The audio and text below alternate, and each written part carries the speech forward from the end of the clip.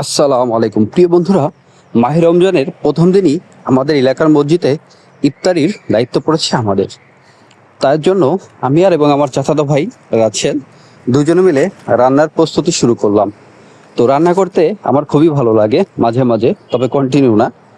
তো আজ যেহেতু আমাদের ইফতারি, তো আমি এবং আমার চাচাতো ভাই রাসেল দুজন মিলে ইফতারি রান্নার আয়োজন শুরু করছি। প্রথমেই পেঁয়াজ ভাজি করছি, তারপরে হচ্ছে মশলা মশলা থেকে বিভিন্ন ধরনের আদা, তারপর হচ্ছে রসুন, তারপর হচ্ছে কাজু বাদাম, বিভিন্ন ধরনের উপকরণ দিয়ে একটা মশলা তৈরি করছি। মশলার ভিতর তারপর হচ্ছে দেখুন মশলার টেস্ট উন্নতন করা হচ্ছে যে কেমন লবণ হয়েছে বা কি হয়েছে।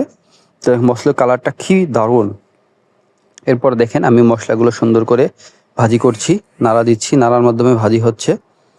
তো এদের পর দিলাম মাংস। মাংস ভুনা করা হচ্ছে বিরিয়ানির জন্য। তো মাংস ভুনা খুবই সুস্বাদু হবে, কালারটা দেখে বোঝা যায়। যেহেতু আমরা প্রফেশনাল কোনো বাবুর্চি বা না, তারপরে আমাদের বাড়িতে বা আমাদের কোথাও কোনো আয়োজন হলে আমাদের পার্সোনালি ফ্যামিলির আমি এবং আমার চাচাতো ভাই দুজনেই রান্না করার চেষ্টা করি যদি বাড়িতে থাকি। তো সেই সুবাদে আমরাই আমাদের ইফতারি রান্না করতেছি। তো দেখেন একের পর এক মশলা দেওয়া হচ্ছে, তেল দেওয়া হচ্ছে।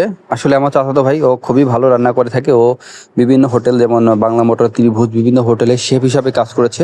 আমি ওর মতন এতটা পারি না, তবে আমি চেষ্টা করতেছি বা শিখতেছি রান্না করার ওর থেকে। তো বিভিন্ন উপকরণ দেয়া হলো, কাঁচামরিচ মাংস ভুনার ভিতরে। যেহেতু বিরিয়ানি হবে, বিরিয়ানির ভুনার আগেই মরিচটা দিতে হয়। যেহেতু গুঁড়া মরিচ দিলাম। দেখেন মাংস বোনা শেষ। তো মাংস বোনা শেষে মাংস বোনা ওঠানো হচ্ছে।